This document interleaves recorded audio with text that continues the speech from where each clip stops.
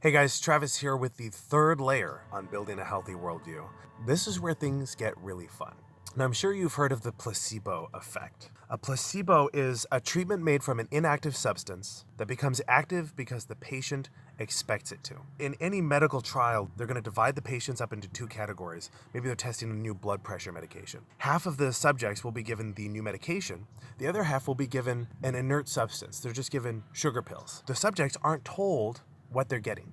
And we're going to try and see if the people who got the actual medication experience more of a benefit than the ones who were just taking the sugar pills. Here's what's funky about the placebo, though. The folks getting the pills that contain no medicine often experience significant improvement simply because they don't know that there's no medicine, and so their mind just activates and heals itself. And that's what's known as the placebo effect. One of the most fascinating aspects of the human brain is that you can just take an inert substance and we can trigger these hidden levers in your brain that cause biochemical changes. But some people stopped and asked, if you can take a pill and change your body, what if you could control those levers? What if you didn't have to be duped?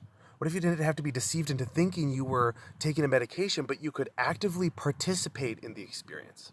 Well, that question was answered in 2010. The folks over at Harvard did a study where they got a bunch of subjects who were suffering from irritable bowel syndrome. Half of them didn't take any medicine at all, didn't take any pills, they just showed up. The other half took the placebo. But here's the catch. They were explicitly told there is no medicine in these pills, these are just a placebo. They went home, took the pills for a few weeks, and experienced significant positive change. Again, they were specifically told these pills contain no medicine, but they worked. It said placebo on the bottle. Now, after the study was published, The Guardian interviewed the guy who ran the study, Kaptchuk, and he said, "These findings suggest that rather than mere positive thinking, there may be significant benefit to the very performance of medical ritual. Placebo may work even if patients know it is a placebo." Now, I have to laugh reading that because Ted says, well, this is more than just mere positive thinking. It's people taking an inert pill and believing that it's going to help them, and it helps them.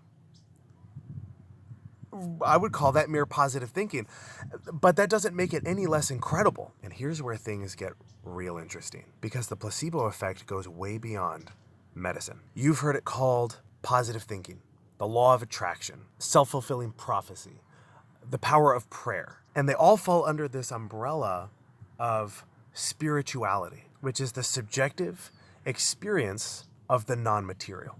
Now, in the last video, we talked about how the human mind is constantly seeking out patterns, symbols, structure, meaning, even when it's not there.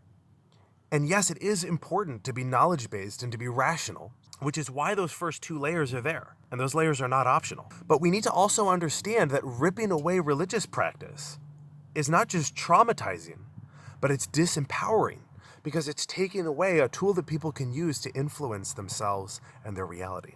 So I sympathize with militant atheists, strict naturalists who roll their eyes at people who practice magic. Now, I'm saying magic with a K to distinguish it from the magic of illusion, the performance art. I'm talking about the use of spiritual methods to cause change in conformity with will. If you have a big presentation at work and you put on your lucky tie, that's magic. You see a shooting star and you make a wish. Or you blow out your birthday candles. That's rudimentary spellcasting. If you cast a spell to attract a job, you're probably not actually changing the universe around you to bring you a job, but what you are doing is changing yourself into the person who gets that job. You're making yourself work as hard as you need to submit the applications that you need to not put it off but to do it now, to submit to the places that you were a little scared to notice opportunities that you would have missed, to go up and talk to someone in a network that maybe you wouldn't have otherwise, to walk into that interview totally confident because you know you're going to succeed. What that spell did was it just reached into your own mind and it turned a bunch of dials and threw a bunch of switches to make you the person that you needed to be to achieve your goals. That's magic. Proper, explicit ritual magic is not for everyone. But again, because of how the human mind works, almost everyone practices some form of magic. And to blow it off completely, to turn your nose up at it, is a tremendous loss, because magic expands the horizon of what is possible. by allowing you to intentionally change yourself. Now, there are objective questions like, does your consciousness survive death? Spirituality is not good at answering those questions because spirituality is subjective, but that doesn't mean that it has no place in your life.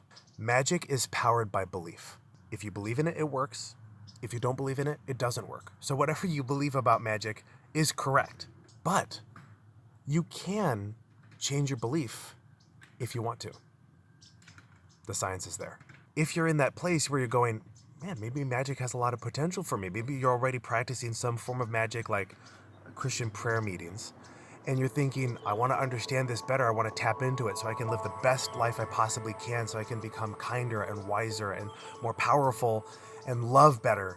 How do I do it? I need a system. I need a structure. Well, the answer is in the fourth and final video. I'll see you soon.